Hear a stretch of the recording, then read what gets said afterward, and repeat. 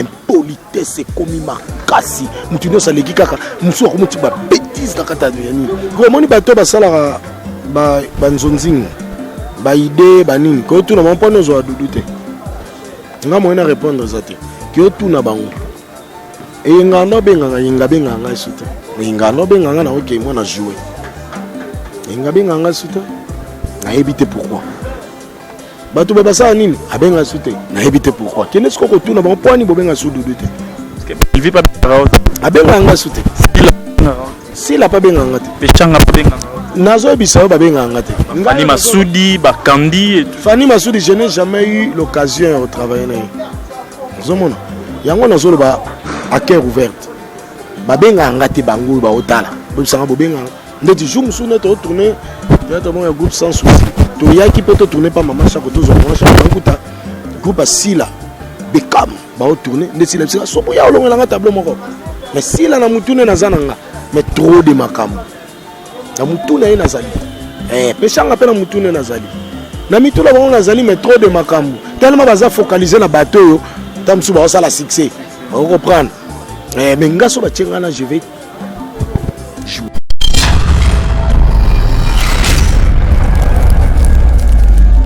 théâtre ntango wana ezalaki kitoko eloko ekoboma théâtre internet ekoboma théâtre ekofina théâtre fini yango n'importe qui fait n'importe quoi et n'importe où bachaîne ebimi ebele ya youtube oyo ezosala tuke bacteur mosusu bakoma baimpoli bamosusu bakoma kosala n'importe bamosusu babokela baninga babali botiela baninga bapoison mosusu babokela baninga maladi à l'époque ezalaki te ndeko na nga na comprendre te théâtre komi na ekomo chite komo ke na suka biso nde na vandaka boye na raisonnaka qui peut faire ressusciter tozwaka mama ndanda takaza yaka mais batu babalukela mama ndanda takaza mayaka na vrai boule babalukela ye tu comprends yango wana mabe yango wana mais tolinga tozongisa parce que boboma de CD za resute impolitesse ekomi makasi mutu nyonso aleki kaka mosusu akomoti babétise na kati ya nini nous avons des enfants bana baza na poto balinga bayekola lingala bayekola nini buzoba oyo ozoloba non mwana koyekola lingala à partir ya nini ta biso bathéâtre bosa ya kitoko nous sommes des bantous tokosala bathéâtre te topesanaka babise ende excuse ngai bolianaka bambanga entre parenthèses non tolikola bambetu na mate nous sommes des bantous biso to banovelas ta novela c'est ça la marama culture na bango ba Nigeria ba ça marama culture na bango biso to mo ça ba théâtre mboka to ebi marama mboka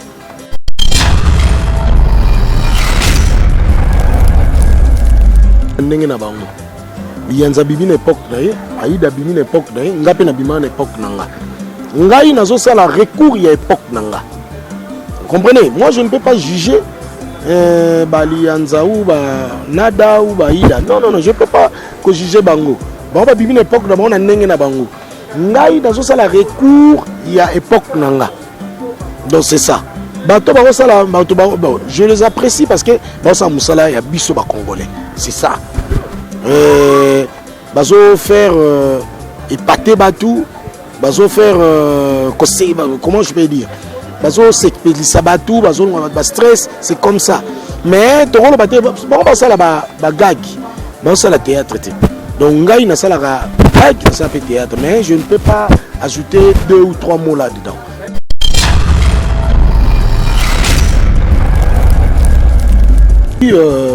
ngai Doudou Soupou je suis né comédien nana makila pena ya ba comédien nga depuis bon mois na zai comédien et après il fallait que luka orientation nde modéro obino boy modéro totokadi nde ayaki ko zwanga modéro pena ya ko zwanga na ndaku po nakoma ko sala théâtre pani ye muta forma ngai ye muta pesa ngai elengi ya théâtre mais ngai idole nanga muto anda ko sepelisa nga mimi ezali Janifai Mubiala papa na Star Deborah Janeli do yende pena apesa ngai elengi pena donc idole nanga eza Janifai Mubiala voilà pena donc muto nga na lingaka mutu nda formé nga tomboli eza modéro yene mtamoni singa na miso bato nde après groupe à modéro et ayaki ko boma groupe nde na que kende na chic choc loenge yangadia de ngadios le grand mukere kuro le grand mukere que c'est ngetse le vieux nyamango ko le vieux souboul le vieux musele kete akota na jardin na ndenge na bima na ndenge na ye eloko sepesa modero zani amona nga modero amona kokola nanga et amona kokola nanga yebi que ce petit il a du talent nde ayaki ko zwanga pour orienter ngai donc voilà pour ça master ya grand frère nanga le viniwa donc modero c'est mon vieux ya quartier de yaya nanga c'est ça.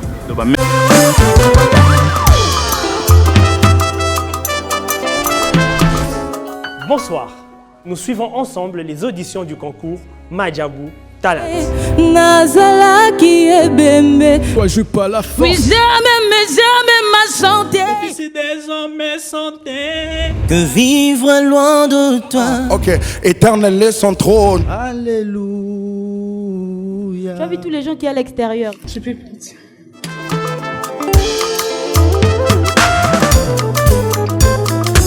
La musique, une vie pour certains, une passion pour d'autres.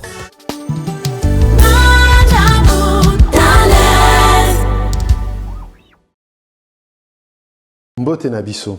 Nga nazali docteur Benjamin Tatete, chirurgien vasculaire et phlébologue na Belgique et surtout na Congo RDC Nabiso à travers structure TVC médicale. Mbote Nabino nyonso bozolanda biso, nazali madame Tatete Violette, infirmière spécialisée en soins de plaies na TVC médicale, nazali pe directrice ya TVC médicale. Docteur Tatete essaie expliquer que ba vidéo mususu pona makamba bengaka mbasu. Biso na TVC médicale to créa hôpital bengaka eza spécialisé en soins des plaies. Ça veut dire quoi? Tous les services en général, tous les neurologie, gynécologie, maternité, pédiatrie, radiologie, laboratoire, et ça vraiment bien équipé. Na ba primoko ya mukie. Ce que vous voyez pas na biso, tous les produits au tarapoto, auto utiliser à la mikila pour ba machine. Ce qui docteur Tatete na équipe na ba sali diagnostic, ba traiter cause, na ko rappeler les sous-souké. Ba mbasu mingi o ebimara bat na Kishasa ou bien na mikili ebele, ezalaka souvent lié à un problème à tuyau. Il faut d'abord que l'on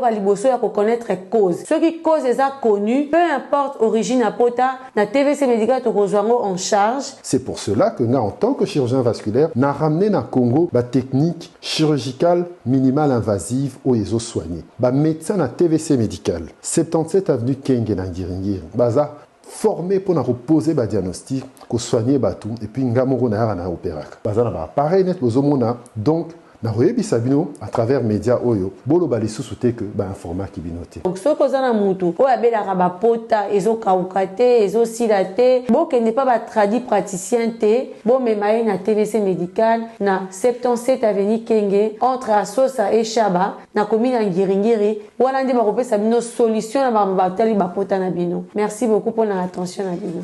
Donc boyebi très bien maintenant ce que ça veut dire mbasu ba bois ke la ramotuté et ça dit maladie.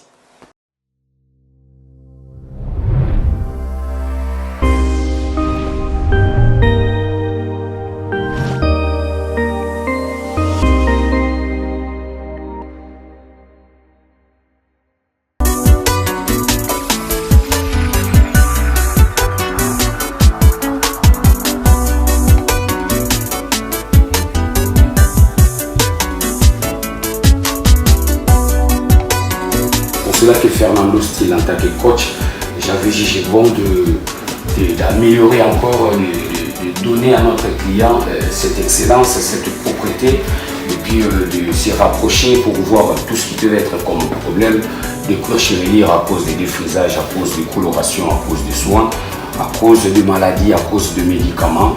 Et bien, nous, on est là, on est mis placé pour regarder et puis faire l'expertise de cuir chevelu et puis vous canaliser sur les produits qui pourront encore vous aider à récupérer vos cheveux. Donc, on est soumis là à Toulouse. On est à Toulouse, donc au centre commercial Saint-Georges, juste pas trop loin du magasin de Lacoste. Donc nos habitués, je sais très bien qu'ils vont nous localiser facilement. Et puis après, le numéro de téléphone sera juste quelque part là pour arriver à nous appeler si vous n'avez pas vraiment, avec le confinement, vous avez du mal à se déplacer. Le numéro de téléphone sera juste quelque part là pour que vous appelez. Et on pourra aussi vous conseiller à distance pour vous donner un peu quelques menus qui pourra faire de façon que nos cheveux soient en bonne santé.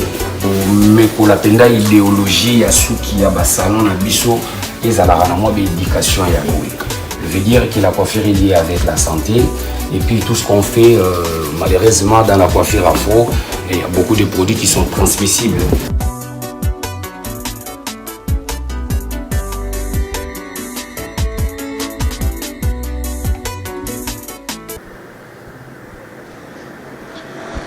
Bonjour, bonsoir, bon après-midi. Ça dépend à la heure à laquelle vous êtes en train de nous regarder là où vous êtes à travers le monde entier. Voilà, c'est bien moi votre humble serviteur Vini Mbouya, l'inspiré des DND Carnaïf Sarabino qu'appelle moi Mister Turcos Petit mais Coston d'Etscar dans film à Kontakite. Donc voilà, un grand merci à tous nos fidèles abonnés qui est scotché, branché en ces moments en train de nous regarder sur votre chaîne Elengia Congo Télévision avec cette très belle émission à la recherche des artistes. Donc à la recherche des artistes, c'est une émission où tu as bongo artiste, nabao babunga, nabao baliloyo. Donc artiste n'est surtout sur le carabango pour que tout mekakoye ba comment ce bande ko bada ko évoluer ba vie na bango en dehors ba vie artistique, en dehors ba vie professionnelle, comment ce que bande ko badali ko évoluer. Donc voilà, je peux pas commencer cette très belle émission sans pourtant remercier l'équipe technique qui est là aujourd'hui avec moi et pourquoi pas de dire aussi un grand merci à vous Jospi Diong et les seigneurs des images, Jospi Diong et les seigneurs des images. Que les bons Dieu te protègent encore mon frère Jospi Diong, la personne qui est derrière la caméra. Un grand merci aussi à vous Tracy Mbelenga Pro Image, le patron de cette chaîne Elengia Congo Télévision.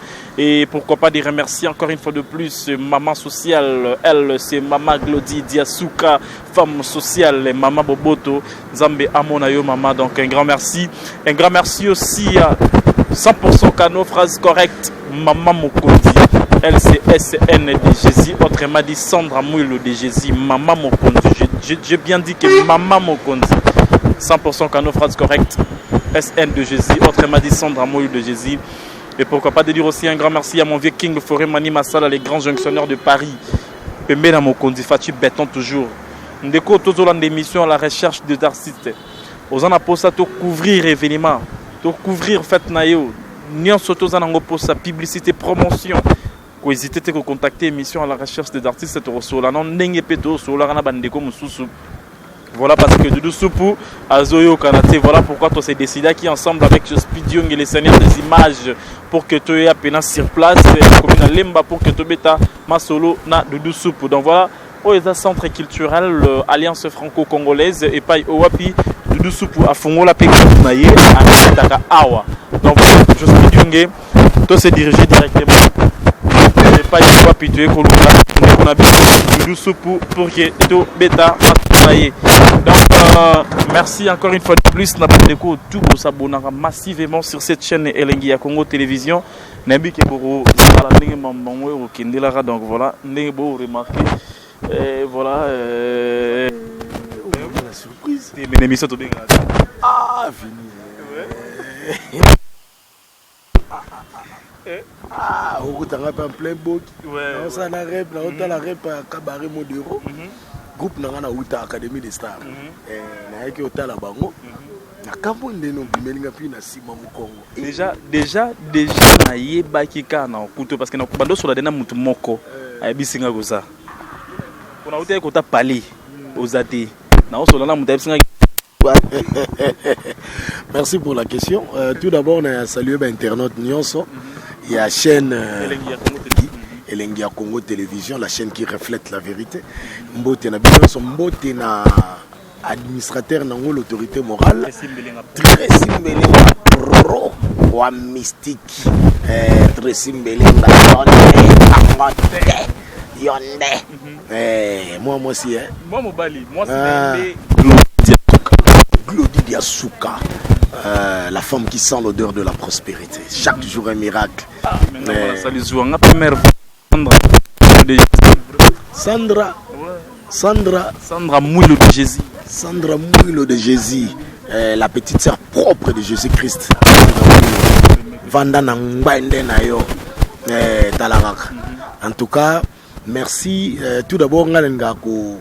Saluer mutu moko a pesinga moi elengi ya kuvanda pe na mukili pona ngala longwa ngala mukili donc bazami balé donc na banima tout seigneur tout honneur flore qui a mon soupe moi siap pembe yango banda bakanga maki pembe Et donc là où repose le cœur de Doudou Soupe, sans oublier Wawabakula Walidjo, papa na mon cabrine là, amour na bijou, la vivacité toujours. Yena benga kaye. Donc je manque de mots. Ndekwa Jupe Bakula, le petit frère de Jésus-Christ, appelé Sibinombote, Tcheringandou. Tcheringandou, le pacificateur, l'initiateur, le rassembleur. Tcheringandou na Canada, Kuchapoyo Yebi, Masole Zongi déjà. Nga Nazali Nanga, Nazali. Obika Ande Balobara reculer pour mieux sauter. Donc, Zara Liba la tête. Bon. Parce que nous sommes devenus des responsables. Liboso tendance à vaika ki boudi mais tema to vandi si masolo lelo oyo to vandi to za na ba talent na biso ngana ze boka ba tutela pilipili sur le si la raté. So tienga na scène de tribunal de quoi je suis capable. Je suis toujours en pleine répétition on répéter et puis nazonga na source ndeti awa ayokutanga na répétition modéro modeste to kani cabaret ingratif. On a mon père spirituel na yena groupe nango na uta. Donc nazana ngai nazali eloko mo ezo ngisanga simate nazana ngaka donc ezaka bongo. Voilà président to me kombe tapé masolo parce qu'avec cette émission à la recherche d'artistes tout le gouvernement ba information précise à artiste un peu moins biographie à artiste ndenge zalaka mais quand peut ko rappeler na ba internaute nyonso ba otala biso na ba ngai Doudou Soupe je suis né comédien nana makila pena ya ba comédien nga depuis bon mois nanga nazali comédien et après il fallait ko luka orientation. Nde modéro obino boyi modéro totokani nde ayaki kozwanga modéro pena ya kozwanga na ndaku po nakoma ko sala théâtre pane ye muta forma ngai ye muta pesa ngai elengi ya théâtre mais ngai idole nanga muto anda ko sepelisa nga mimi ezai Janifai mobia la papa na Star Deborah Janeli do yende pena apesa ngai elengi pena. Donc il donne nangeza Janifai Mobiala. Voilà pena donc mutonga na lingaka.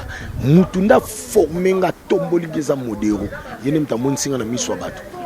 Nde après groupe à modéro et ayaki boma groupe nde na yaki kende na Chic Choc Loenge yangadia de ngadios le grand mukere koro le grand mukere kesengenze le vieux nyamangwa ku le vieux souboul le vieux muselekete à côté na jardin na ndenge na bima na ndenge na moto mo prêtre Jean-Claude Katondi. Na pese mbotre na London City Place Azali na mboka ba Diezola na pese mbote na mboka ba Bibishi Esanga donc na ba Ridi Tunga ba masa na ngai ba Lyon ba Lyon Ridi Oyebi donc mboka wana yende mutu na yako kota na ba série Janina aponde mutu batikala ba responsable après on ande na kota na groupe sans souci d'Afrique ils sont dirigés par le président Poutre de chasse Jean-Pierre Betuna il y a benga éléphant à totombola 110 000 kilos yo rotombola été hein Poutre de chasse a pesé après wanande na yo sala groupe nanga groupe de cinéma Kiamona oyanga moko voilà président hello Mamet ma belle maman babi la charité bien ordonnée commence par soi-même abandino na mwana lemba modora fula na bato musu ya ba commune mususu. C'est pas seulement lemba. Et là, c'est pas ça modéro zani amonanga modéro mona kokola nanga. Et amona kokola nanga yebi que ce petit il a du talent. Ndé ayaki ko zwanga pour orienter ngai. Donc voilà. Poisa master grand frère nanga le viniwa. Donc modéro c'est mon vieux ya quartier de Yaya nanga. C'est ça. Complication totale. La c'est pas bien ngoté. Maman pena c'est pas ngoté ya linya nonti. Chiki nami. Un grand frère nanga le viniwa nanga na lemba. Vieux beaucoup na luchi. Mais au fur et à mesure, et ça, une vocation, s'épanouir et voilà, les logos maman Pambola Kingai, grand frère n'a pas Pambola Kingai et na conseil Yamasa Nanga Wawaba Kula Walidjo, Nde oui, Nabima Gisiko. Donc voilà. Na Chic Choc Loenge, comment na Chic Choc Loenge, l'ambiance est comment? Voilà, à l'époque, Mouta Zwakang Ayako Yebisangai, Nake Chic Choc Ezaki, la fille, c'est la paix sur Pena théâtre, Takenangola. Et on est ici là, ici la Mouka. Yemuta Yaka, Ebisangano, Jami, Ngayo. Il y a un homme qui joué dans le garçon, il n'y a pas de kenda pour du allié. On a besoin de aïgo ibisanga na kenda ikuna. Ngade mna kenda kuna. Kenda kuna na kutaki masi ya nembo ya zaza. Masala nga matete. Masiya Nembo ya Zaza. Wana yaya matebu pati kalala. Na onion pati matebu kalala. Chimabilele. Wana petit nanga pena donc propre. Ndé na kutagi loin Charlie Nongi na kutaye na kuta ma viokele. Gelor ma viokele na kutaye na kuta Coco Seigneur na kuta Chantal na kuta Mama Epela. Nakuta Mama Epela, nakuta Mami Jokisa, nakuta Zizi Mundeke, nakuta nani Papa Moselu Yadona, salut, nakuta ye, nakuta nani Susu, nakuta moi batebele vraiment, batebele elongia, ete elonga kalayaka koya. Nakuta pena batebele, nakuta nani Moniere, Papa Moniere, nakuta ye, donc nakuta batebele pena donc bamususo lelo bazotombola mapeka na chiksok bazarate bazarate bamonika nezaka chiksok le yenge et puis il faut un esprit et puis comprendre son esprit to kotangote il faut un esprit nakuta ba porphyrin sur le parfum de bonne odeur la racine pivotante nakuta bango jani fa on pomba ndoko coordonner makamutu nakuta batwana bango ne bena nakuta pe ba ambiance ezaki ndenge nini kuna soko yene esprit te okokate na bite so esiko ezaka kuna zeso un esprit au kokate kuna za ina fo yana fo ba beto na moi ni ba benga onini zengi mo 12 mo yango wana mettre ba pe biso ba esprit to yana ngo déjà so mbo ya zaza donc dirait que les gars n'ont bien mais chic choc le meilleur groupe qui a jeté papa qui top Pierre fréquenté mon le président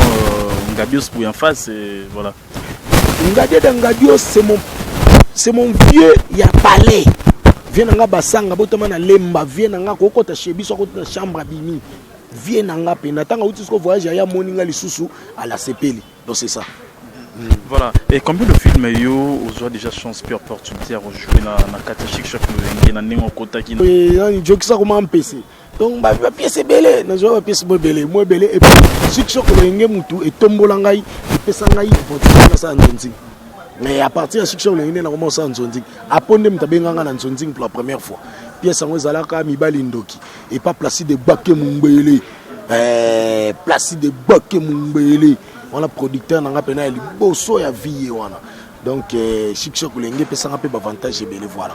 Voilà, là je profite à l'occasion de dire un grand merci à vous, le président José Delandre et en direct de Suisse-Irlande. José Delandre, je te dis un grand merci, président, pour tes conseils. Et un grand merci aussi à vous, Gianni Faye, donc le monde de te protéger encore une fois de plus. Et là, je dis aussi un grand merci à vous, Apo Firenze. Donc, qu'est-ce qu'il y a fait que yo au tika groupe en directement aucune intégré na Katia groupe sans souci. Nzamba pambola yo Gianni Faye Mubiala Nzamba pambola bino voilà donc le lisenga na groupe Chic Choc Loyenge excuse moi-même je me suis senti à l'aise nango ngamoko kaka ngamoko yate mutunde mtapusa tsenga mal à l'aise tonité moi-même je me suis dit na kende groupe sans souci d'Afrique donc voilà na habité ba qualité nini yo bande ko mona to pena ba compétence dino bande ko mona na groupe sans souci na Chic Choc Loyenge ndirait za yo moi gérer yango c'est décidé pour que bande ko évolue kuna je sais pas est-ce qu'il y avait la différence entre les deux groupes?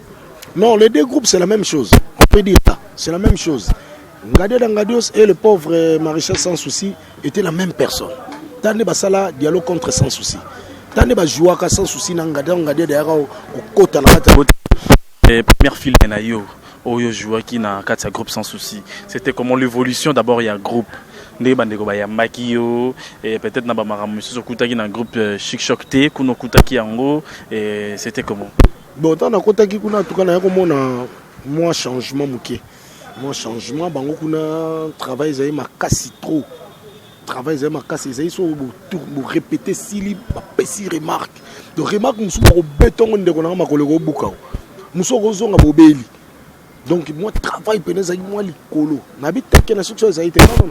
Moi likolo na moi sévère moko boye. Donc c'est ça mais ton ayaki ba yamba inga bien pour de déjà son tayambanga, yipta zwangai et voilà donc na ba Serge lui mais je me l'ai à la bouja ba tout le monde mais et après on sait ça je me suis maintenant s'adapter facilement na bango, voilà. Ça là, comment est-ce qu'on s'échange là, on s'est donné comme ça au milongwe nanu na kibunda kuna yo après oye sur scène au milatelo comme on a ba geste tout ça là na ba jeu ça là kana habité ozana muntu moko yo kopiaka na jouer liwana c'est ta façon ka olalo la muko non moi je vais m'impliquer nabo non kolala kola muka c'est trop dur. Au moins une formation toujours l'académie des stars. Au moins académie des stars, un institut. Académie des stars, il y a modéro. Après ça, il y a formation, il y a incarnation des rôles. Il y a incarnation des rôles parce que l'incarnation, c'est le fait de porter tous les caractères de ton personnage, psychologiquement et physiquement. Il y a encore un petit détail. Le théâtre, c'est la contradiction de ta vie normale. La vie normale, nous avons général, mais dans le théâtre comme général. Au long de personne, on continue un personnage. Au long de moi, on continue le non-moi. Tant que nous sommes des personnes. Tant que nous jouons, nous avons incarné comme personnage. Donc c'est ça. Il y a un même tout. Il y a un même tout ça parce qu'après ça, les contenants. Il y a un même tout ça là qui biso oyo.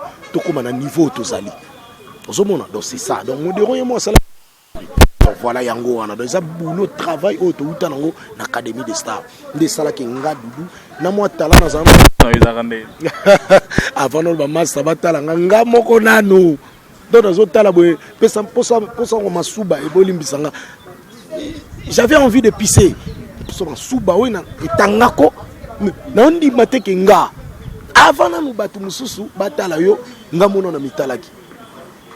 Donc ça non autocritique nga moko et puis tango batu batali nga batu tout ba moni et puis première apparition na TV liboso ezana groupe modéroté groupe ya nani lokuli nanga lufar le prince du rire na kenda ko jouer ba pièce ma kal tona nga ba figurer église voilà vana na ba ne pas modéro na sala ko ba simbanga na koya tout droit boy do ba tout ba ina quartier batu ba ganga parce que pièce bando tala ba ganga na biso na sala succès donc succès le roi mutaza na rôle.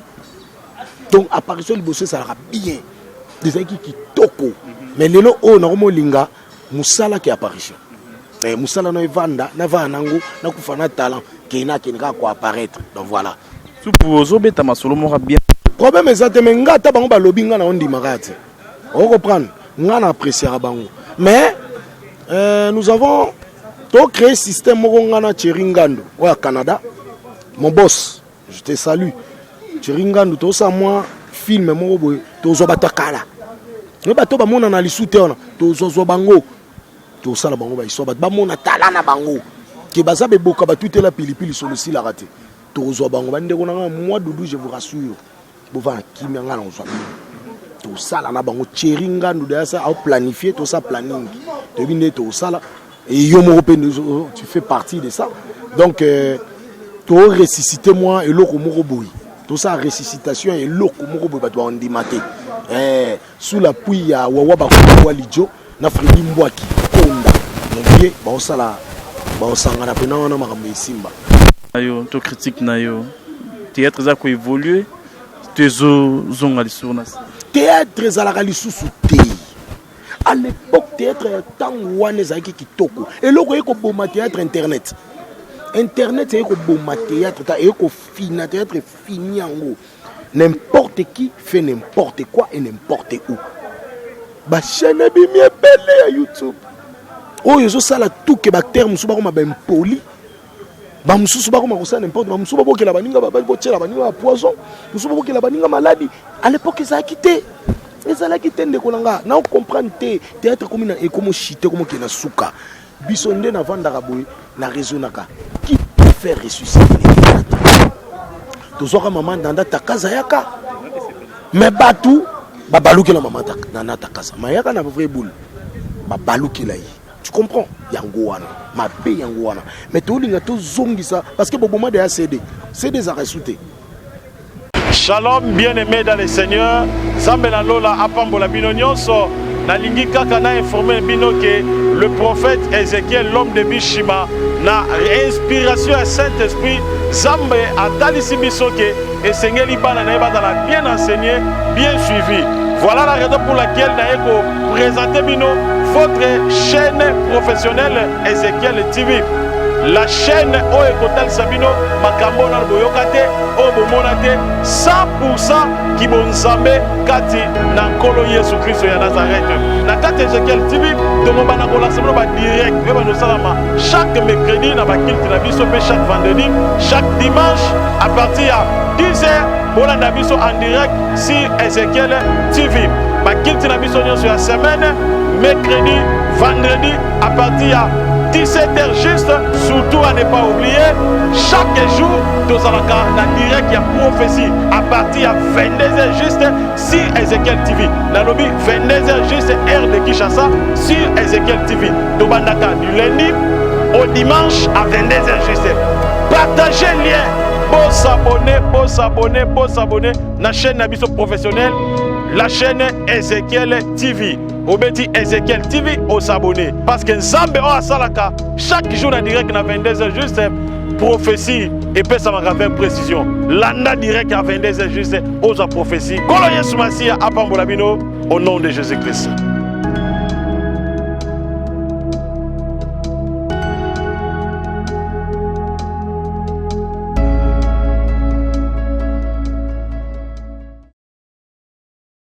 souci dans les abaro tchangata ministre culture na mboko ya na obungisa pena théâtre na olo bango vérité ou ba tchangata ministre te ba tchangata na département mo etali ma théâtre en tout cas to tombole loko to luka te mutu fo akoma ministre to abando diriger fo azarara diplômé mo ya gradué ce docteur en droit so unité ba tout musu ba ça ils ont de l'expérience nous mais bon il faut papier non papier te musu expérience ezali.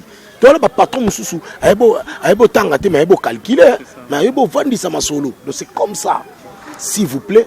Donc masolo, écoutez, donc autocritique on a sali yangoana, impolitesse c'est comme makasi. Mutuno saleki kaka, musu akomuti ba bêtise na kata yani. Nous avons des enfants, bana bazana poto, bali ba yekola lingala, ayekola nini buzobo yozolo ba. Non. Moi, on a lingala à partir de l'étape sur le théâtre. Nous sommes des bantous. Tout ça, le théâtre, tout ça, c'est bise. Excusez-moi, entre parenthèses. Non, nous sommes des bantous. Biso to ba novelasta. Novela c'est ça la culture na bango. Ba Nigeria ba ça la culture na bango. Biso to mo ça ba théâtre mboka. To ebi marama mboka. Biso to ba bi théâtre ça, c'est une imitation de la vie actuelle. Vie otozo mené. Ba tunde ba comprendre. Avec Tcheringandu Marambe Bonga. Voilà. Les lots de films, bon, bah ça là, ce sont de gags, petit sketch, message bon balance. Est-ce que pour toi, étant qu'un parent, tant qu'aussi un artiste, comédien, est-ce que c'est normal? Ils ont poussé le théâtre et les sous et ça là qui est beau zoper production que jouer pas l'étranger na salle le rôle la Zénith parce que jusque là ici au Congo non en tout cas le monde a été un artiste comédien mais bien un groupe na qui ça la spectacle na Zénith ou bien na salle Moro quelconque mais je sais pas par rapport à ce que nos artistes frères bon ça là parce que ils ont poussé mal à l'évolution. Je ne sais pas bon Biyanza bibi na époque d'ailleurs, Aïda bibi na époque d'ailleurs, Ngape na bima na époque nanga. Ngai nazo sala recours ya époque nanga. Vous comprenez? Moi je ne peux pas juger Baliyanza ou Nada ou Aïda. Non, je ne peux pas juger bango. Bon ba bibi na époque d'abord na ndenge na bango. Ngai nazo sala recours ya époque nanga. Donc c'est ça. Bato ba sala bato ba je les apprécie parce que ba sa musala ya biso ba congolais. C'est ça. Bazo faire épater Batou, bazo faire comment je peux dire, bazo s'expédier Batou, bazo stress, c'est comme ça. Mais ton rôle bon ça la gag, bon ça la théâtre. Donc ngai na ça la gag, ça fait théâtre, mais je ne peux pas ajouter 2 ou 3 mots là-dedans. Mais je les apprécie, c'est ça. Mais qu'est-ce que fait que le lot il oppose à la psycho moins sélectionné les sous na banzonzing? Parce que de dessous pour il y aura un ravenant les sous-té na banzonzing qui n'est pas là qui liboso au moins filmer au moins boy soupe mais comment moi na banzonzing c'est dire quoi comment qu'on exiger ba cacher ou comment na éviter banda bien si quoi moni bato ba sala ba banzonzing ba idée ba nini ko tout na mon point nous a douté nga moi na répondre ça te que tout na bango Et ngano benganga yinga benganga suta. Ngano benganga na OK moi na jouer. Yinga benganga suta. Na éviter pourquoi. Bato baba sa nini abenga suta. Na éviter pourquoi. Kene siko ko tuna ba poani bo benga su dudu te. Il vit pas bien. Abenga suta. Si la pas benganga te. Pechanga pas benganga. Nazo bisayo ba benganga te. Fani Massoudi, Bakandi et tout. Fani Massoudi, je n'ai jamais eu l'occasion de travailler avec. Zomona. Yango nazo ba à cœur ouverte. Ba benganga te bango ba otala. Bo sanga bo benganga. Ndeti jour musuna to tourner théâtre mon groupe sans souci. To yaki poto tourner pas maman chaque to zo maman chaque kuta. Groupe asila. Bekam ba tourner ndeti la sila sopo ya olonga nga tableau moko. Mais sila na mutune na zananga. Mais trop de makambo. Na mutune ina zali. Peshanga pe na mutune na zali. Na mitula bango na zali mais trop de makambo. Tellement baza focaliser na bateau yo. Tamsu ba osala succès. On reprend. Mais ngaso ba tchengana je vais jouer. C'est ça. Longo na 4 groupe sans souci, tous dans la groupe sans souci. Na sala resute. Longwa. Na Longwa. Ça fait combien de temps? Depuis octobre 2020. Mais à cause des animes, il y a départ. Moi-même, je me suis senti qu'il y a Longwa là. Mais Longwa.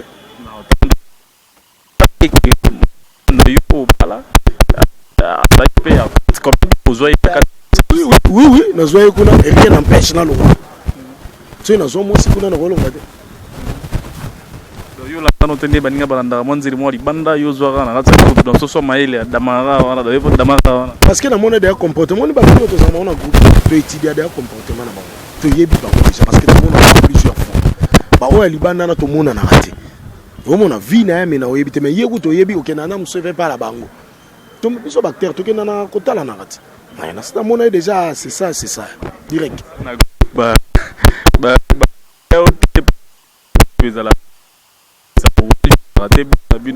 qui s'appelle na mais taba moni keza likambo sérieux ne présent la biso poudre lobara okolinga no mwasi mais so eza pona libala c'est bon so eza pona libala to tiki ndena yako ebisa papa ke non nazui mwasi na kati ya gubu boy abina eza pona libala parce que na ko idea ko prédoter abi c'est une bonne idée ndena zo ke pe na tiki saka théâtre c'est une esthéticienne pena munene flor ke mona mwasi bakanga mia na ebité pembe moi ça pembe yewana a jouer pe na ba film déjà na kati groupe sans souci da jouer ba yeba na benati moi ba figurante ka ba rôle moko bongo benga ngo ba autre rôle ka ya jouer ici président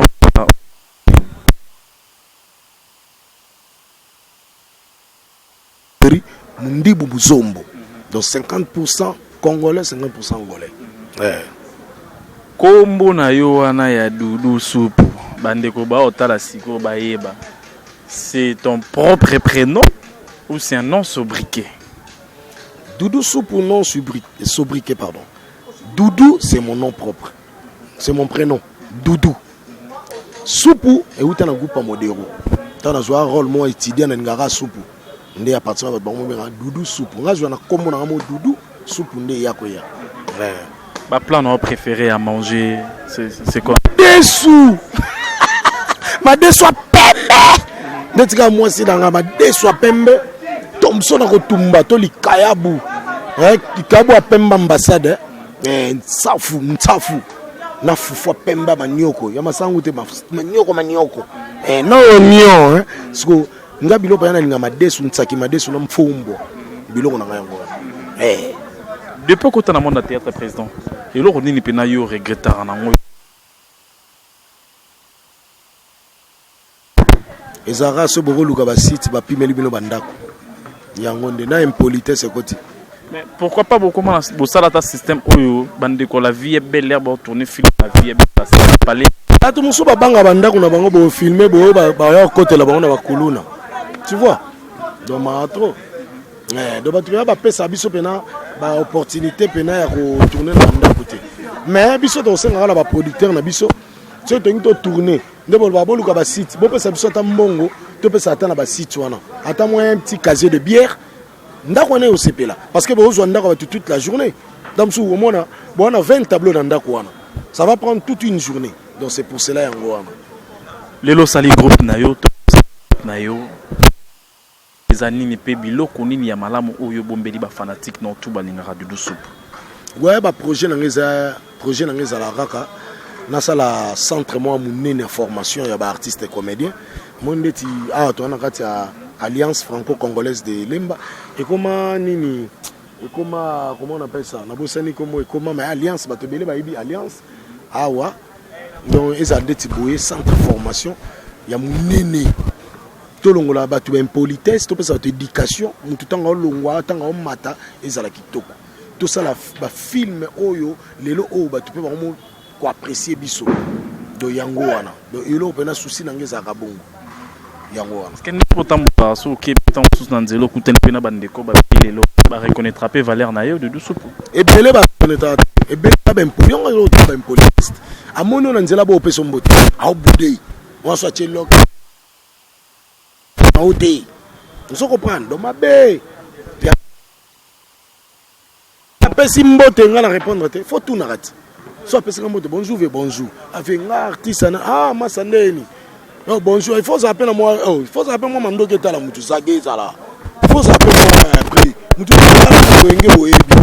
Azo azu arai goshi mba moko. Mutu 2 minutes. Ya solona ba fanatique na yo. Na bato tout bazu les sous opportunité au monde lelo les sous na émission à la recherche des artistes. Ozo promettre bango nini, ozo assurer bango nini, ozo senga na gouvernement congolais nini, ozo senga na ministère de la culture et art nini, ozo senga na ba producteur ba mécène tout bota la bisosiko partout dans le monde entier, ozo senga na bango nini. Voilà, merci beaucoup les amis.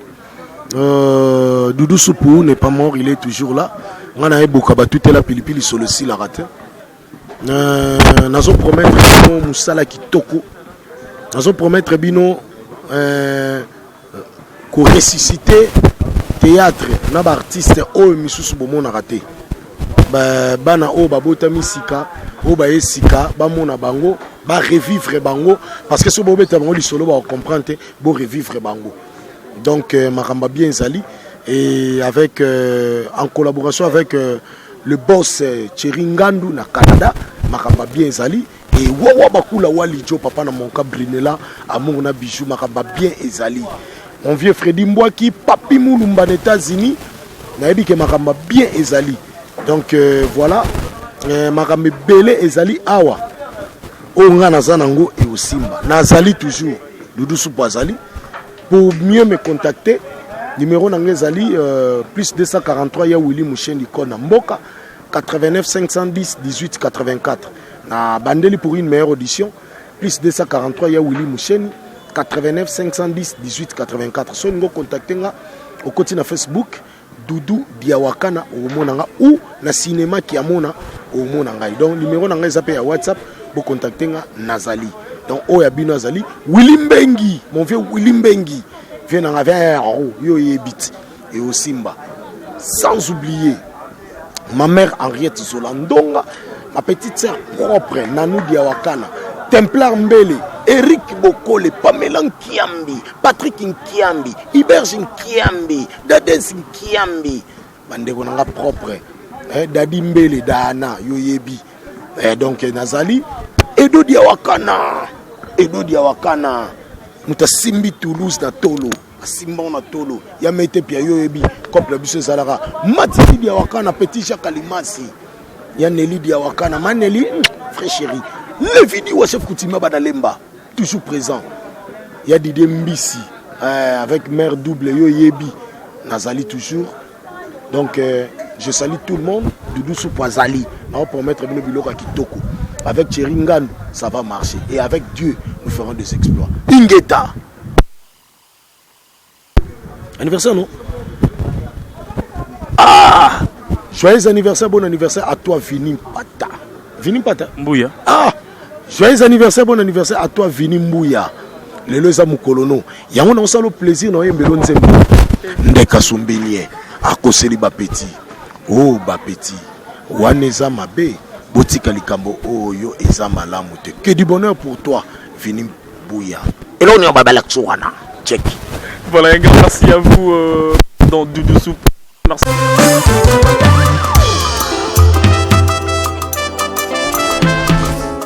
Bonsoir. Nous suivons ensemble les auditions du concours Madjabou Talat. Nazala qui est bébé. Toi, je pas la force. Oui, jamais ma santé. Si des hommes santé. Que vivre loin de toi. Ok, éternel est son trône. Tu as vu tous les gens qui sont à l'extérieur. Je peux plus dire.